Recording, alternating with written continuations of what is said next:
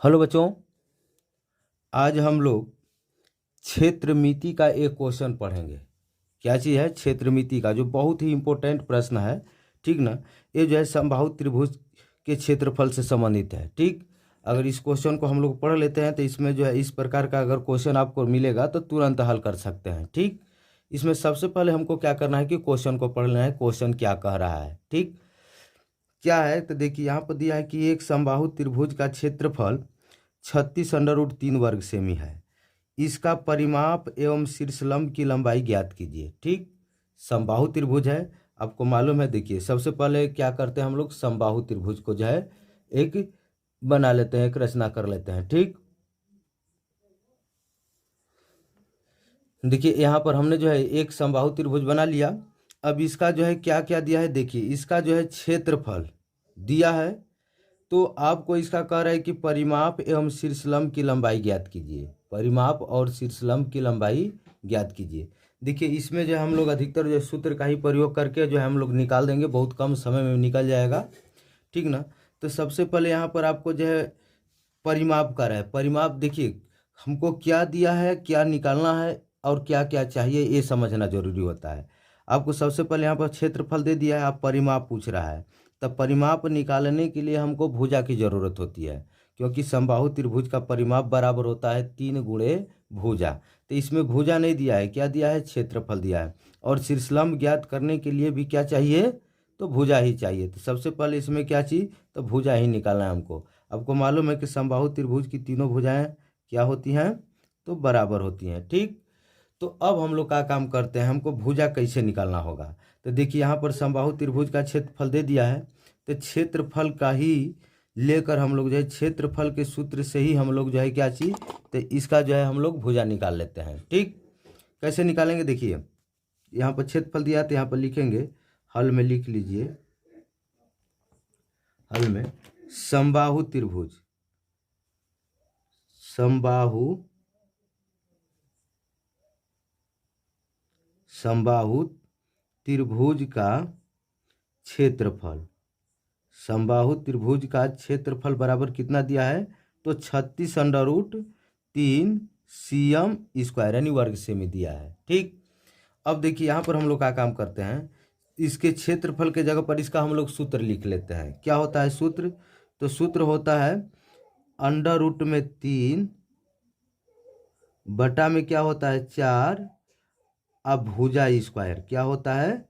भुजा स्क्वायर। ठीक, बराबर कितना है? 36√3। ठीक, अब हम लोग आगे क्या काम करते हैं, देखिए यहाँ पर अब इसमें जो है √3 में भुजा स्क्वायर से गुणा करेंगे तो क्या होगा? तो √3 भुजा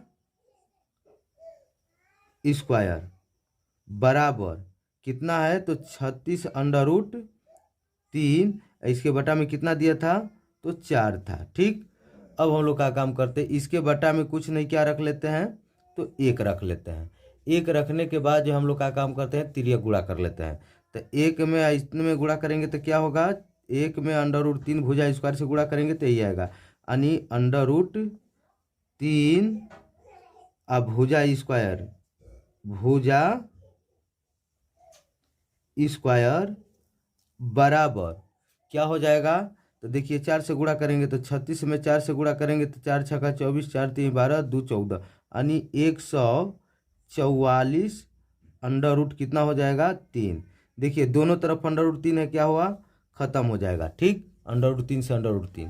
अब भुजा स्क्वायर बराबर कितना है? तो 144, इसलिए हम भुजा बराबर लिख लेते हैं।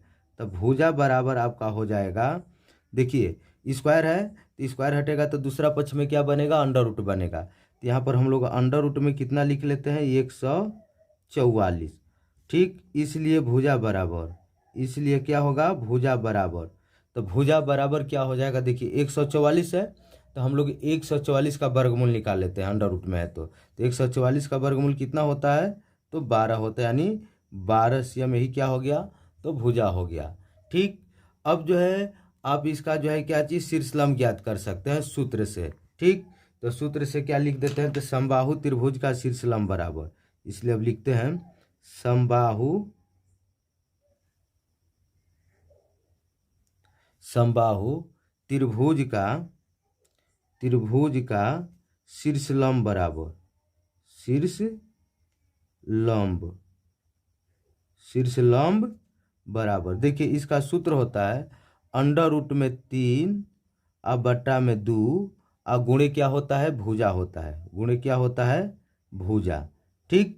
अब देखिए यहाँ पर हम लोग क्या काम करते हैं, यहाँ पर हम लोग लिख लेते हैं अंडर रूट में कितना हुआ, तो 3 बट्टा में 2 और गुणे भुजा का मान कितना आया था, देख रहे हैं यहाँ पर 12 है, तो यहाँ पर हम लोग 12 लिख देते हैं। अब इसको कटा देते हैं, कितने बार में कट गया, 6 बार में कट गया। अब 6 में अंडर रूट 3 से गुणा करेंगे तो क्या होगा, तो आपका हो जाएगा 6 अंडर रूट 3 cm। यही क्या हुआ, आंसर हुआ ये शीर्ष लंब। लेकिन साथ ही में क्या हमको ज्ञात करना था, देखिए पहले हमको परिमाप निकालना था लेकिन अब शीर्ष लंब भी निकाल गया। ठीक, कोई बात नहीं, ठीक ना, हमको दोनों निकालना है। चलिए अब परिमाप निकाल लेते हैं, क्या चीज़, परिमाप निकाल लेते हैं। तो यहाँ पर समबाहु त्रिभुज का परिमाप बराबर लिखेंगे हम लोग, समबाहु अब लिख देते हैं। अब क्या चीज़, तो समबाहु त्रिभुज का परिमाप, समबाहु त्रिभुज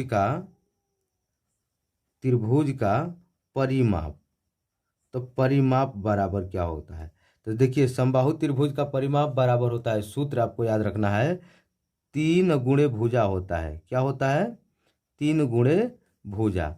यहाँ पर हम लोग लिख लेते हैं 3 गुणे भुजा का मान कितना आया था, तो 12 आया था। ठीक, भुजा का मान कितना आया था, देख रहे हैं यहाँ पर भी दिख रहा है 12 है, तो 12 यहाँ कितना हो जाएगा, तो हो जाएगा 36 cm।